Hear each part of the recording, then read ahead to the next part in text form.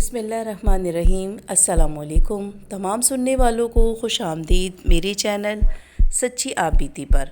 تو جن دوستوں نے ابھی تک میرے چینل سچی آپ بیتی کو سبسکرائب نہیں کیا ہے وہ اسے سبسکرائب کریں اور بیل کے بٹن کو آل پر پریس کریں تاکہ آپ کو ملتی رہے چینل پر آنے والی تمام نیو اپڈیٹ۔ جو دوست میرے چینل پر ابھی نئے آئے ہیں میں اپنے نیو سبسکرائبر کو ویلکم کرتی ہوں اور آپ تمام دوستوں کا بے حد شکریہ میرے چینل کو پسند کرنے کا۔ اور جو دوست اپنی سچی آپ بیتی میرے ساتھ شیئر کرنا چاہتے ہیں وہ انسٹاگرام پر آ کر اپنی سچی آپ بیتی میرے ساتھ شیئر کر سکتے ہیں۔ انسٹاگرام کا لنک ہم نے ڈسکرپشن میں دے دیا ہے۔ تو جی آج کی سٹوری جو ہے ہمیں لاہور سے بھیجی ہے نور فاطمہ نے۔ سنتے ہیں نور کی سچی آپ بیتی۔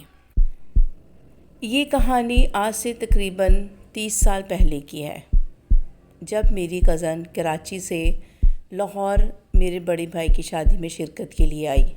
میری یہ کزن جس کا نام ناز تھا، ناز جو تھی وہ واقعی میں ہی اپنے نام کی جیسی نازک، خوبصورت اور پری چہرہ تھا اس کی میں جتنی تعریف کروں کم ہے۔ لمبے حسین خوبصورت اس کے بال جو کہ اس کی جو خوبصورتی میں اضافہ کرتے تھے، اور اس کی خوبصورت آنکھیں، کھڑا ناک، ایسا لگتا تھا کہ جیسے کوئی پرانے زمانے کی جو شہزادی ہے وہ کھڑی ہے سامنے۔ اتنا حسین اس کا چہرہ، ہر لحاظ سے وہ خوبصورت تھی۔ ایسا لگتا تھا کہ اللہ تعالیٰ نے اس کو بڑی ہی فرصت سے بنایا ہے، اور وہ ہم سب کی بہت لاڈلی، سبھی اس سے پیار کرتے تھے۔ عادت اور اخلاق میں بھی وہ بہت ہی بہترین تھی۔ وہ اپنی امی اور اپنی چھوٹی بہن کے ساتھ لاہور میرے بھائی کی شادی میں آئی۔ شادی کی جو گہما گہمی تھی ختم ہوئی تو اس کے بعد جی میری کزن نے کہا کہ میرے ابو سے، جو کہ اس کے تایا بھی لگتے تھے، ان سے کہا کہ مجھے جو ہے لاہور گھومنا ہے اور سب سے پہلے آپ مجھے شاہی قلعہ لے کر جائیں گے، کیونکہ مجھے بہت شوق ہے شاہی قلعہ دیکھنے کا۔ خیر میرے والد صاحب نے کہا کہ جیسے ہی چھٹی کا دن آئے گا، ان دنوں جمعے کی چھٹی ہوا کرتی تھی، تو والد صاحب نے کہا کہ جمعے کی نماز کے بعد میں آپ کو لے کے جاؤں گا شاہی قلعہ۔ اور پھر جی جمعے کا دن آیا اور وہ بہت ہی خوش تھی۔ اس نے جو تھا اپنا اہتمام اتنا زبردست کیا وہاں جانے کے لیے، ایسے جیسے کہ وہ شادی میں جا رہی ہو۔ میں نے اسے بولا کہ بھائی ہم گھومنے جا رہے ہیں، کوئی شادی میں تھوڑی جا رہے ہیں۔ وہ کہہ رہی کہ میں جو جا رہی ہوں مغلوں کا جو ہے وہ قلعہ ہے، اور مغل شہزادیاں کس طرح رہتی تھیں، کیا ان کا رہن سہن تھا، کس جگہ پر وہ رہتی تھیں، تو میں چاہتی ہوں کہ میں بھی ایک شہزادی کی طرح وہاں جاؤں اور میں وہ قلعہ دیکھوں، کیونکہ میری بہت خواہش ہے وہ قلعہ دیکھنے کی۔ خیر ہم جو سب تیار ہوئے اور ہم لوگ تقریباً 3:30 4 بجے ہم لوگ گھر سے نکلے، اور ہم لوگ وہاں پہنچے تو جی 4:30 ہو رہے تھے۔ قلعے میں داخل ہوتے ساتھ ہی ایسا لگا جیسے کہ وہ خاموش، بالکل خاموش۔ میں اس سے کوئی بات بھی کروں تو وہ میری کسی بات کا صحیح طرح سے جواب نہیں دے رہی تھی۔ ایسا لگ رہا تھا کہ جیسے وہ کھوئی کھوئی سی ہے، اور اپنے آپ سے ہی وہ آگے بڑھ کے دیکھ رہی تھی جیسے کہ اس کو یہ راستے بڑی اچھی طرح سے پتہ ہے۔ میں نے اس سے کہا کہ تم پہلے یہاں آئی ہو؟ اس نے کہا نہیں، میں تو فرسٹ ٹائم یہاں پر آئی ہوں۔ تو میں نے کہا کہ تمہیں کیسے پتہ چلا کہ یہ راستے اس طرف کو جاتے ہیں؟ اس نے کہا پتہ نہیں کیوں مجھے ایسا لگتا تو ہے کہ جیسے میں نے یہ جگہ پہلے بھی دیکھی ہے، مگر کہاں یہ مجھے یاد نہیں۔ خیر ہم لوگ قلعے گھوم رہے تھے۔ جیسے ہی ہم لوگ شاہی محل کی طرف گئے تو میری وہ کزن جو ہے ان در و دیواروں کو ہاتھ سے چھو چھو کے دیکھ رہی تھی، اور بالکل خاموشی سے سب سے الگ تھلگ، ایسا لگتا تھا کہ جیسے وہ اس کی اس حرکت کو ہم سب نے بڑا محسوس کیا، اور میں اس کو بار بار ٹوک رہی کہ تمہیں ہوا کیا ہے۔ پتہ نہیں وہ اپنی دھن میں الگ کبھی ادھر کبھی ادھر گھوم رہی تھی، اور ایسا لگ رہا تھا کہ جیسے وہ شیش محل کی ہر دیوار کو چھو کر کچھ محسوس کر رہی تھی، اور وہ ہم سب میں بالکل الگ۔ خیر ہم لوگ گھومتے رہے، کافی ٹائم ہو گیا۔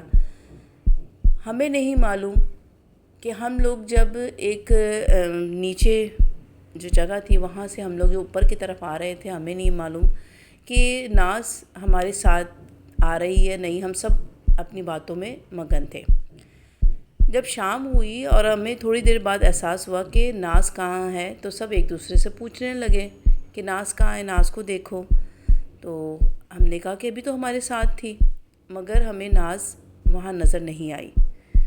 میری جو آنٹی تھی، میری خالہ جو تھیں، وہ پریشان ہو گئی اور ہم سب لوگ اس کو ڈھونڈنے لگے۔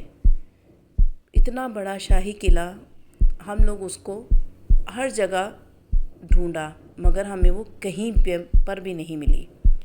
اتنی پریشانی ہوئی کہ خدا نخواستہ راستے اس کو پتہ نہیں تھے، اور پہلی دفعہ وہ لاہور شہر میں آئی ہے۔ اللہ نہ کرے کہ کہیں وہ کسی غلط ہاتھ میں تو نہیں چلی گئی۔ اتنی پریشانی تھی، ہم سب لوگ اسی پریشانی میں اس کو ڈھونڈ رہے تھے۔ اس کو تلاش کرتے کرتے مغرب ہو گئی، اور اب ہم سب کی پریشانی جو تھی وہ دیدنی تھی کہ یا اللہ خیر وہ گئی تو کہیں کا۔ پھر ہم نے کہا کہ ہمیں پولیس میں کمپلین کرنی چاہیے۔ تو میرے والد صاحب نے کہا کہ ایک دفعہ پھر ہم چکر لگا کر آتے ہیں شیش محل کی طرف۔ تو میرے ابو اور میرے بھائی شیش محل کی طرف جب گئے ہیں تو اس کو ایک دیوار کے پاس، دیوار کے ساتھ ٹیک لگائے ہوئے ہم نے اس کو پایا۔ میرے ابو نے، وہ پہلے بھی اس جگہ ہو کر آئے مگر ان کو وہ وہاں نظر نہیں آئی تھی۔ جہاں وہ اس کے پاس گئے تو وہ وہاں پر بیٹھی ہوئی تھی آنکھیں بند کیے ہوئے۔ جیسے ہی میرے ابو نے اس کو آواز دی تو ایسے نیند سے بیدار ہوئی جیسے کہ وہ سو رہی تھی وہاں پر۔ میرے ابو نے اس سے پوچھا کہ تم کہاں چلی گئی تھی؟ تو اس نے کہا کہ تایا جان میں تو یہیں پر بیٹھی آپ لوگوں کا ویٹ کر رہی تھی، آپ لوگ مجھے یہاں چھوڑ کر چلے گئے تھے۔ تو میرے ابو نے کہا کہ بیٹا ہم تو تمہیں سب جگہ ڈھونڈا، تم ہمیں نظر نہیں آئی۔ تو جب وہ اٹھنے لگی تو اس نے کہا میرے پاؤں میں بھی چوٹ لگ گئی ہے، دیکھیں۔ جب ہم نے میرے ابو نے دیکھا تو اس کے جو پاؤں کے انگوٹھے پہ جو تھا وہ کافی بڑا کٹ لگا ہوا تھا۔ تو ابو نے پوچھا یہ کیسے لگا؟ تو کہنے لگی کہ جب میں یہاں سے مطلب آپ لوگوں کو ڈھونڈ رہی تھی تو میں ٹھوکر لگ کے زمین پہ گری ہوں۔ جب زمین پہ گری ہوں تو میرے جو جوتی تھی وہ بھی میری ٹوٹ گئی اور میرا یہ جو پاؤں یہ زخمی ہو گیا۔ خیر ابو نے کہا چلو ٹھیک ہے، گھر چل کے مرہم پٹی کرتے ہیں۔ جب ابو اس کو لے کر آئے تو ہم سب کی جان میں جان آئی، اور اس کی امی نے تو اسے ڈانٹا کہ تم کہاں چلی گئی تھی؟ اس نے کہا کہ میں وہیں آپ لوگوں کا انتظار کر رہی تھی کہ آپ لوگ مجھے ڈھونڈنے آئیں گے، اور میں جب وہاں سے جا بھی نہیں سکتی تھی کیونکہ مجھے راستے بھی اتنے نہیں صحیح پتہ تھے۔ خیر ہم لوگ گھر آ گئے۔ گھر آئے ہیں تو وہ جو میری کزن تھی وہ ایسی سن گن سی، مطلب خاموش سی، اور رات جیسے اس کو تیز بخار، ایک دم تیز بخار۔ ہم نے کہا کہ پتہ نہیں اس کو کیا ہو گیا ہے، اتنا تیز بخار کیوں ہو رہا ہے اس کو؟ شاید چوٹ کی وجہ سے ہو رہا ہے۔ اس کو دوائی دی گئی، سب کچھ کیا گیا، پھر اس کو ہم نے کمرے میں لٹا دیا، مگر جب سے وہ گھر آئی تھی وہ خاموش تھی، بالکل خاموش، جیسے کہ کسی چیز کے اس میں وہ سحر میں قید ہو گئی ہے۔ کھانا بھی اس نے صحیح سے نہیں کھایا، دوائی بھی بڑی مشکلوں سے اس نے کھائی۔ خیر اس کو لٹا دیا۔ اس کا اور میرا کمرہ جو تھا وہ ساتھ میں ہی تھا۔ جب میں رات میں کمرے میں لیٹنے سونے کے لیے گئی تو میں نے دیکھا کہ وہ جاگ رہی ہے اور چھت کی طرف گھور رہی ہے۔ میں نے 1 سے 2 دفعہ اس کو آواز دی لیکن اس نے میری آواز کے تعاقب میں مجھے نہیں دیکھا، بس وہ ایک ٹکٹکی باندھے وہ چھت کو گھور رہی تھی۔ میں نے جب اس کو قریب جا کے جھنجھوڑا تو اس نے میری طرف دیکھا اور مجھ سے کہنے لگی کہ کیا ہوا؟ میں نے کہا تمہیں اتنی دیر سے میں آوازیں دے رہی ہوں، آخر تم کہاں گم ہو؟ اس نے کہا کہ میں نے تو تمہاری کوئی آواز نہیں سنی۔ میں نے کہا میں نے تمہیں کتنی آوازیں دی ہیں یار، کیا ہو گیا تمہیں؟ جب سے تم وہاں شاہی قلعے سے آئی ہو تم بالکل خاموش سی ہو۔ تو اس نے مجھے کہا کہ میں تمہیں ایک بات بتاؤں؟ میں نے کہا ہاں بتاؤ۔ میں نے کہا آخر تم وہاں جاتے ساتھ ہی اتنی خاموش کیوں ہو گئی تھی؟ تو اس نے کہا کہ تم میری بات کا یقین کرو گی نور فاطمہ کہ میں جب شاہی قلعے میں انٹر ہوئی ہوں تو مجھے ایسا لگا ہے کہ جیسے یہ جو جگہ ہے میرے لیے نئی نہیں ہے۔ میں نے اس جگہ کو بہت بار دیکھا ہے مگر کہاں یہ مجھے نہیں پتہ۔ وہاں کے در و دیوار، وہاں کی سب چیزیں جانی پہچانی تھیں۔ پتہ نہیں کیوں مجھے ایسا لگ رہا تھا کہ جیسے اس قلعے سے میرا کوئی پرانا تعلق ہے، اور جہاں میں جس جگہ جاتی تھی مجھے لگتا تھا یہ جگہ میں پہلے یہاں پر آئی ہوں اور یہ جگہ میرے لیے نئی نہیں ہے۔ میں شاہی جو شیش محل میں تم لوگوں کا انتظار کر رہی تھی، تو میں دیوار کے ساتھ ٹیک لگا کے مجھے اچانک ایسے لگا کہ جیسے مجھے نیند آ گئی، اور جب مجھے نیند آئی تو میں نے یہ دیکھا کہ ایک بہت ہی خوبصورت شکل کا نوجوان، جس کی ہائٹ بہت ہی لمبی تھی، اور وہ ایسا لگ رہا تھا کہ جیسے کوئی بادشاہ یا کوئی شہزادہ ہے، وہ میرے سامنے آ کر کھڑا ہوا اور اس نے مجھے کہا کہ خوش آمدید، میں تمہارا کب سے یہاں انتظار کر رہا ہوں، آخر تم آ ہی گئی اور میرا انتظار ختم ہوا۔ وہ میرے قریب آ کر بیٹھ گیا اور مجھ سے کہنے لگا کہ میرا انتظار ختم ہوا ماہ جبین، دیکھو میں نے تمہارے لیے کتنا انتظار کیا ہے، اور آج وہ دن آ گیا کہ تم میرے پاس آ گئیں۔ تو میں نے اس سے کہا کہ میں تمہیں نہیں جانتی، تم کون ہو؟ اس نے کہا کہ تم مجھے جانتی ہو، اور ہم دونوں کا تعلق آج کا نہیں، بہت پرانا ہے۔ میں نے اسے کہا کہ میرا نام ماہ جبین نہیں ہے، میرا نام ناز ہے۔ اس نے کہا تمہارا جو بھی نام ہو، تم میری ماہ جبین ہو، اور اب میں تمہیں یہاں سے کہیں نہیں جانے دوں گا۔ میں نے کہا کہ نہیں، مجھے جانے دو، میں یہاں تمہارے پاس نہیں رہنا چاہتی۔ اس نے کہا کہ نہیں، تم میری ہو، اور اب اتنے عرصے کے بعد جب تم میرے پاس آئی ہو تو میں تمہیں اس طرح یہاں سے جانے نہیں دوں گا۔ ماہ جبین، اب ہمارا ملاپ ہو کر رہے گا۔ وہ میرے قریب آیا اور اس نے میرا ہاتھ تھام لیا۔ جیسے ہی اس نے میرا ہاتھ تھاما، تم یقین کرو نور فاطمہ، اس کا ہاتھ اس قدر ٹھنڈا تھا جیسے کوئی برف کا ہاتھ ہو، اور میں نے فوراً ہی اس سے اپنا ہاتھ چھڑوایا، اور میں نے اسے کہا کہ میں تمہیں نہیں جانتی، تم کون ہو؟ اس نے کہا کہ تم میری بیوی ہو، میں تمہارا کب سے انتظار کر رہا، میں تمہیں ایسے نہیں جانے دوں گا ماہ جبین، اب تم یہیں میرے ساتھ رہو گی۔ وہ کہنے لگا کہ میں نے کتنی دعائیں کی کہ تم میرے پاس آ جاؤ، اور آج وہ دن خوش نصیب دن ہے، اب تم کہیں نہیں جا سکتی۔ میں نے اسے ہاتھ سے دھکا دیا اور میں وہاں سے بھاگنا چاہتی تھی، مگر میرے قدم جو تھے ایسا لگتا تھا کہ وہاں جکڑے گئے ہیں۔ جیسے ہی میں نے وہاں سے اٹھ کر بھاگنا چاہا تو میں لڑکھڑا کر زمین پر گر گئی اور میرے پاؤں پر چوٹ آ گئی۔ اس نے مجھے بڑے پیار سے وہاں سے اٹھایا اور دیوار کے ساتھ بٹھا دیا، اب کہنے لگا اب تم مجھے چھوڑ کر کہیں نہیں جاؤ گی، تم مجھ سے وعدہ کرو، تم یہاں سے کہیں نہیں جاؤ گی۔ میں نے کہا میں تمہیں نہیں جانتی، تم کون ہو؟ خدا کے واسطے مجھے یہاں سے جانے دو۔ اور اتنی دیر میں تایا ابو آئے اور وہ مجھے وہاں سے لے آئے، اور ایسا لگ رہا تھا کہ جیسے میں نیند میں بیٹھی وہ خواب دیکھ رہی تھی۔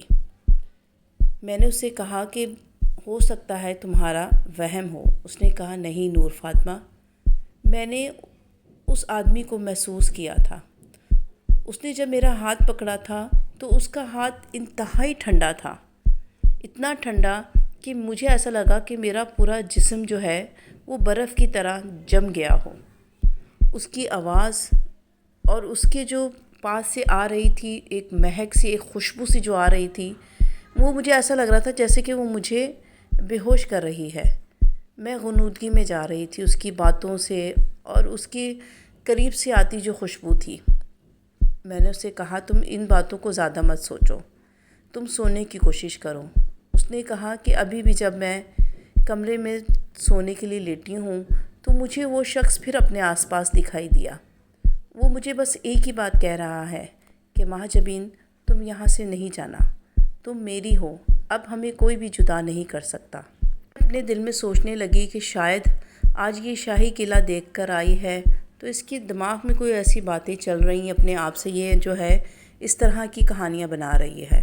خیر میں نے اس کو تھوڑا سا نارمل کیا اور اس کو کہا کہ تم سونے کی کوشش کرو، اور اس کے پاس بیٹھ کر میں اس کے اوپر جو ہے آیت الکرسی پڑھ کے میں نے دم کیا اور اس کا سر دبایا اور اس کو جو سونے کے لیے کہنے لگی، مگر کہیں نہ کہیں میرا دماغ جو تھا وہ یہ سوچنے پہ مجبور ہو گیا تھا کہ آخر नाज जो है ये जो बातें कर रही है ये हकीकत है या सिर्फ इसके जहन की जो है ज़हनी कोई खलल है। शायद हो गई तो मैं भी उसी के पास बराबर में आके लेट गई और थकन की वजह से मुझे भी नहीं पता चला कि कब मेरी आँख लगी है।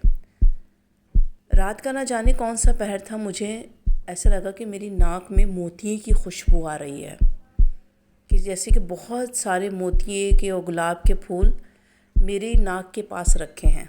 उसकी खुशबू से मेरी आँख खुली और जब मैंने आँख खोले देखा तो कमरे में बहुत ही मधुम सी रोशनी थी। वो रोशनी कहाँ से आ रही थी ये मुझे नहीं पता, मगर खुशबू जो थी वो मेरे आसपास से ही आ रही थी। मैं उठी हूँ, मैंने साइड लैंप ऑन किया है तो मुझे हैरत का झटका लगा, क्योंकि नाज के पास बहुत सारे गुलाब के और मोतिये के फूल रखे हुए थे। उसके सरहाने पे ऐसा लग रहा था कि जैसे किसी ने ढेरों फूल लाकर यहाँ रख दिए हों, और वो बेखबर सो रही थी और उसके चेहरे पर एक बहुत ही दिल फरेब जो थी मुस्कुराहट थी। ऐसा लग रहा था कि जैसे वो बड़ी प्यारी नींद सो रही है, पुरसुकून नींद उसके चेहरे से ऐसे लग रहा था। वहाँ से दौड़ लगाई और बाहर कमरे से निकली और जाके मैंने अपनी अम्मी अब्बू का दरवाज़ा बजाना शुरू किया, ज़ोर ज़ोर से पीटना शुरू किया। मेरे दरवाज़ा पीटने पे मेरे अब्बू बाहर आए और मैंने अब्बू से कहा कि मेरे साथ कमरे में चलें, देखिए कमरे में क्या हुआ है। मेरे अब्बू जो थे परेशान हुए, वो मेरे साथ जब कमरे में आए तो उन्होंने मुझे कहा कि हुआ क्या है। मैंने कहा अब्बू ये देखें इतने सारे गुलाब और मोतिये के फूल। जब मेरे अब्बू ने कमरे में देखा, उनकी नज़र बेड पर गई जहाँ पर नाज सो रही थी, तो वहाँ पर कुछ भी नहीं था। मुझे बड़ी हैरत हुई। मैंने कहा अब्बू अभी यहाँ पर बहुत सारे गुलाब के और मोतिये के फूल थे। तो मेरे अब्बू ने कहा कि नींद में तुम्हें ऐसा ख्वाब आया होगा। तो मैंने कहा नहीं अब्बू, मैंने हकीकत में उठ के सब देखा है। मेरे बातें करने पे, दरवाज़ा बजाने पे अब्बू के पीछे पीछे अम्मी और खाला ये सब लोग भी कमरे में दाखिल हो गए। जब मैंने उनको ये बताया तो किसी ने भी मेरी बात पे जो है यकीन नहीं किया। सब कहने लगे कि शायद मैं ख्वाब देख रही थी। और नाज जो थी वो बेड पे बहुत ही पुरसुकून नींद सो रही थी। खैर उसकी अम्मी ने आगे बढ़ के उसके माथे पे हाथ रखा कि शायद उसको बुखार तो नहीं है, मगर उसको बुखार नहीं था। और वो बहुत आराम से हम लोगों की बातें करने पे भी वो नहीं जागी और वो सोती रही। मुझे बड़ी हैरत हुई। मैंने कहा कि मैंने तो अपनी आंखों से देखा है, लेकिन सब लोगों ने मेरी जो बात को झुटलाया। और फिर मुझे भी एक टाइम ऐसा लगा कि शायद वाकई में मैंने कोई ख्वाब देखा होगा। मैं ये सोचती हुई मैं दोबारा आके बेड पर लेट गई, मगर उसके बाद मुझे नींद नहीं आई और मैं ये सोचने लगी कि आया मैं ख्वाब देख रही थी या वो हकीकत था। खैर सुबह हुई और जो नाज की तबीयत जो थी वो काफ़ी बेहतर थी और वो मामूल की तरह हम सब के साथ बातें कर रही थी। और उसका जो पाँव था वो काफ़ी ज़ख्मी हुआ था, उस पर भी हमने जाकर बैंडेज करवाई और जो थी उसकी तकलीफ़ जो थी थोड़ी कम हुई। सारा दिन हमारा बहुत अच्छा गुज़रा। जैसे ही मगरिब का टाइम हुआ, जो नाज थी वो कहने लगी कि नूर मुझे जो है शाही किला जाना है। मैंने कहा क्यों? कह रही यार बस मेरा दिल कर रहा है। मैंने कहा क्या बात है? कह लेंगी नहीं ऐसा लग रहा है कि जैसे मैं अपना कुछ वहाँ पर भूल कर आई हूँ। मेरा दिल जो है अब इस घर में नहीं लग रहा, मेरा दिल कर रहा है कि मैं वहाँ चली जाऊँ। मैंने कहा कि शायद तुम्हें वो खूबसूरत नौजवान याद आ रहा है। कह रही पता नहीं क्या बात है, मगर ये कि मेरा दिल कर रहा है। तो ऐसा पॉसिबल है कि तुम और मैं वहाँ जाएं? मैंने कहा तुम्हारा दिमाग ख़राब है। मैंने उसको थोड़ा सा डांटा। मैंने कहा तुम आराम से बैठो, सब लोग देखो क्या बोलेंगे। मगर वो जो थी बज़िद थी, मगर मैंने उसको कैसे किसी ना किसी तरह से उसको टाला और बड़ी मुश्किलों से उसे कहा कि अच्छा चलो हम कल चलेंगे इंशाल्लाह। उसको टाल दिया। मगर मैंने ये जाके अपनी अम्मी से इस चीज़ का ज़िक्र किया कि अम्मी नाज जो है वहाँ किला जाने की बात कर रही है। तो अम्मी ने कहा कि हो सकता है उसको ज़्यादा पसंद आ गया, दोबारा जाने का देखने का कह रही है। फिर मैंने अम्मी को तमाम बात बताई जो रात मुझे नाज ने बताई थी। मेरी ये बात सुनकर मेरी अम्मी भी थोड़ी सी परेशान हुई और फिर उन्होंने खाला से इस चीज़ का ज़िक्र किया कि इस तरह जो है नाज के साथ कल वहाँ पर उसको ये ख्वाब आया है या उसके साथ कुछ ऐसा वाक़या हुआ है। खैर मेरी खाला जो थी वो भी परेशान हुई और फिर रात फिर वही हुआ। جب میں کمرے میں جا کے لیٹی ہوں آدھی رات کو، پھر مجھے میری آنکھ کھلی وہی گلاب اور موتیے کی خوشبو کے ساتھ، اور جب میری آنکھ کھلی تو میں نے یہ دیکھا کہ کمرے کی کھڑکی کے پاس کوئی کھڑا ہوا ہے۔ میں نے آنکھیں جھپکائیں کہ شاید میرا وہم ہے، مگر وہ جو کوئی بھی تھا وہ کمرے میں موجود تھا۔ میں نے جو اپنے آرام سے ہاتھ جو تھا ناز کے اوپر، جیسے ناز کو ٹٹولا کہ ناز وہاں پر ہے، کہیں ناز تو نہیں کھڑی وہاں پر، لیکن ناز جو تھی وہ وہیں پر سو رہی تھی کمرے میں میرے برابر میں ہی۔ مجھے بڑی حیرت ہوئی کہ آخر یہ کون ہے۔ پھر میں نے ہمت کی اور پوچھا کہ کون ہے، کمرے میں کون ہے، تو مجھے کوئی آواز نہیں آئی۔ پھر میں نے اپنا ہاتھ بڑھا کر جب سائڈ لیمپ جلایا تو وہاں پر کوئی بھی نہیں کھڑا تھا۔ پھر میں نے ناز کو اٹھایا، پھر میں نے اس سے پوچھا کہ کوئی کمرے میں آیا تھا کیا؟ تمہیں ایسا لگا کہ کوئی کمرے میں تھا؟ اس نے کہا مجھے کیا پتہ، میں تو سو رہی تھی۔ خیر پھر میں لائٹ آف کی اور میں نے کہا اچھا تم سو جاؤ، مگر مجھے اس چیز کی پریشانی تھی کہ وہ کھڑکی کے پاس کون تھا اور وہ خوشبو مجھے کیوں آ رہی تھی اتنی زیادہ۔ کمرے میں تو کچھ بھی نہ گلاب تھا نہ موتیا تھا، مگر خوشبو کہاں سے آ رہی تھی۔ خیر صبح ہوئی، میں نے اس چیز کا ذکر کسی سے نہیں کیا کہ میں اپنی بے وقوفیاں دوسروں کو بتا کے ان کو پریشان نہیں کرنا چاہتی تھی۔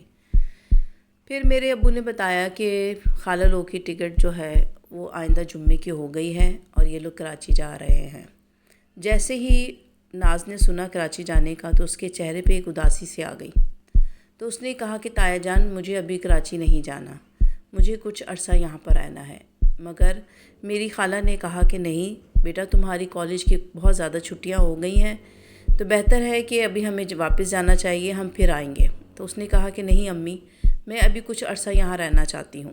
مگر خالہ نے اس کی بات نہیں مانی اور اب انہوں نے کہا کہ نہیں تیاری کرنی ہے، بس ہم نے جانا ہے، جو ہماری ٹکٹ آئی ہے اسی ڈیٹ پہ ہمیں جو ہے گھر پہنچنا ہے۔ خیر وہ اس ٹائم تو خاموش ہو گئی، مگر اس نے کمرے میں مجھے جا کر کہا کہ تم کسی طرح مجھے روک لو یار، میں نے ابھی کراچی نہیں جانا واپس۔ میں نے کہا لگتا ہے کہ شاہی قلعے کا جو ہے نوجوان، جو خوبصورت نوجوان جو شہزادہ ہے، اس کی وجہ سے تم نہیں جانا چاہتی۔ اس نے کہا پتہ نہیں کیا بات ہے، بہرحال میں کراچی ابھی نہیں جانا چاہتی۔ پھر جیسے ہی جمعے کا دن آیا، وہ دن باقی سب دن بہت سکون سے گزرے۔ جیسے کہ جمعرات تھی، اگلے دن میری خالہ نے جانا تھا واپس کراچی کے لیے، تو ان کی ٹکٹس جو تھیں وہ گم ہو گئی۔ پورا گھر ہم نے چھان مارا، ٹکٹس جو تھیں وہ نہیں ملی۔ تو میں نے ناز سے کہا کہ شاید تم نے کہیں ادھر ادھر کر دی۔ اس نے کہا نہیں یار میں نے نہیں کی، اور مجھ سے قسم لے لو کہ میں نے ٹکٹ کو دیکھا بھی نہیں۔ پورا گھر چھان مارا، ٹکٹ جو تھی وہ کہتی میں نے ملنا ہی نہیں ہے۔ خیر ٹکٹ ضائع ہو گئی اور خالہ لوگ نہیں جا سکے۔ مگر پھر میری جو کزن تھی اس نے کہا کہ ایک دفعہ مجھے دوبارہ شاہی قلعہ جانا ہے۔ مگر میں نے اس کی اس بات کو کہا کہ میں تمہیں وہاں نہیں لے کے جانا چاہتی، مجھے ایسا لگتا ہے کہ جیسے وہاں جا کے تمہیں کوئی نقصان ہوگا۔ اس نے کہا نہیں تم میرے ساتھ چلو، اور ہم لوگ پھر جو ہے مارکیٹ کا بہانہ کر کے ہم لوگ جو تھے شاہی قلعہ گئے، اور مجھے وہ وہاں پر لے کے گئی شیش محل، اور اس نے مجھے کہا دیکھو یہ وہی جگہ ہے، اور ایسا لگتا ہے کہ میں جیسے یہاں پر پہلے آ چکی ہوں، یا میرا اس محل سے یا اس قلعے سے کوئی تعلق ہے۔ میں نے اسے کہا کہ تم اتنی فضول باتیں مت کرو، بس چلو گھر چلو، تم نے یہاں آنا تھا، یہ دیکھنا تھا، بس دیکھ لیا، اب گھر چلو۔ لیکن وہ میری بات نہیں مان رہی تھی، کبھی ادھر گھومتی تھی کبھی ادھر گھومتی تھی، جیسے وہ کسی کو تلاش کر رہی ہو۔ خیر بڑی مشکلوں سے اس کو گھسیٹ گھساٹ کے میں جو واپس گھر لے کر آئی ہوں، اور پھر رات وہی ہوا ہمارے ساتھ۔ جب میں اور وہ سو رہے تھے، رات پھر میری آنکھ کھلی تو کمرے میں سے کسی کے باتیں کرنے کی آواز آ رہی تھی۔ میں ایک دم ہڑبڑا کے اٹھی، اور میں نے جیسے ہی ہاتھ اپنے سائڈ میں برابر میں کیا ناز کو ڈھونڈنے کے لیے، تو ناز اپنے بستر پر نہیں تھی، اور وہ آواز کھڑکی کے پاس سے آ رہی تھی۔ جب میں نے لائٹ آن کی تو دیکھا ناز کھڑکی پر کھڑی ہے۔ میں نے اس کو آواز دی تو اس نے میری بات کا جواب نہیں دیا۔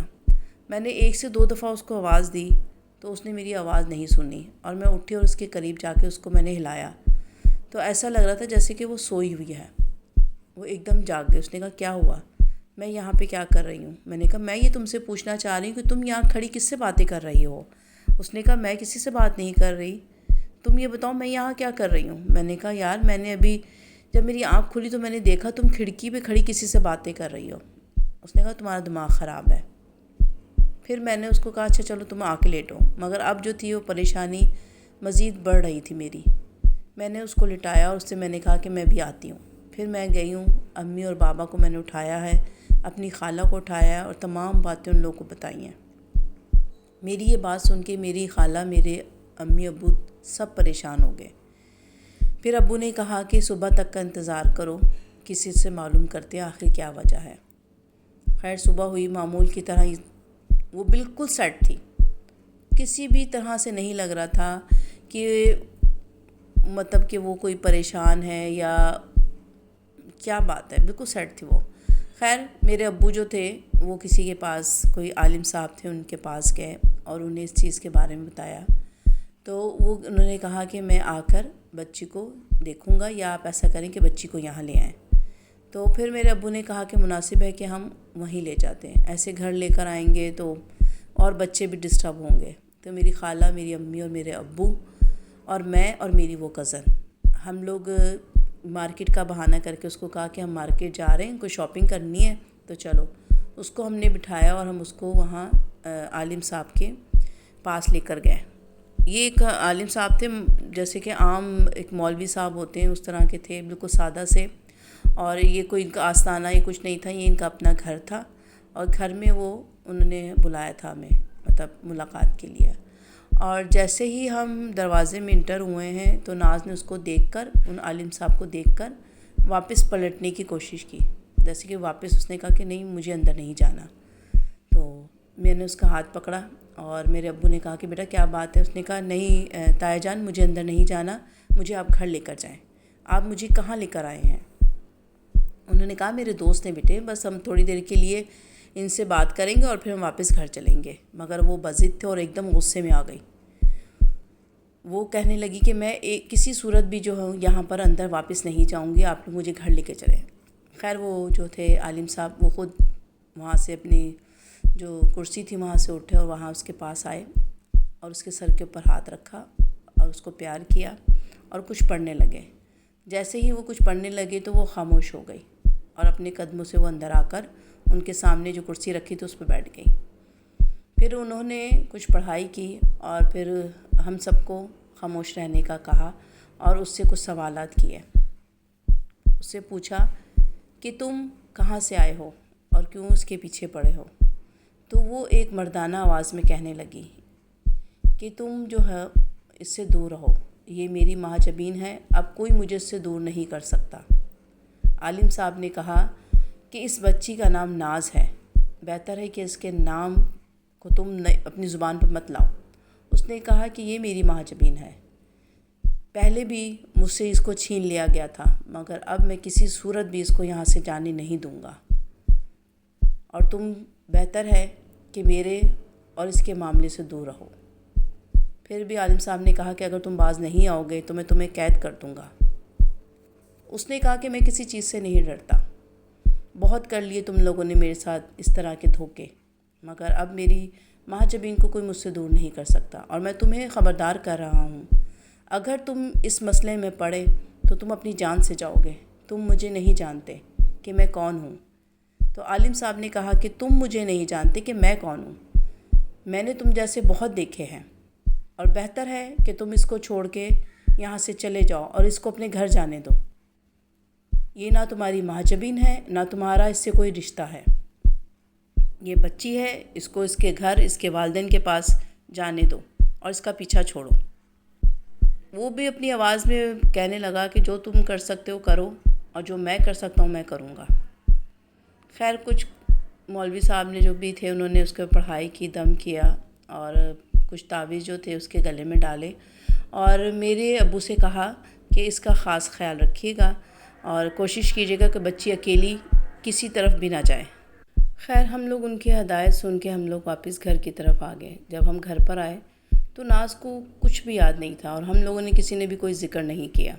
خیر کھانا وانا رات کا کھا کے اچھے موڈ میں ہم لوگ جب کمرے میں آ کے سونے لگے تو میں نے یہ دیکھا کہ ناز جو تھی وہ اپنے خاموشی سے مطلب ہلکی ہلکی آواز میں نا اپنے سے کچھ بات کر رہی تھی، جیسے کہ وہ کسی کی بات کا کوئی جواب دیتے نا تو وہ جواب دے رہی تھی۔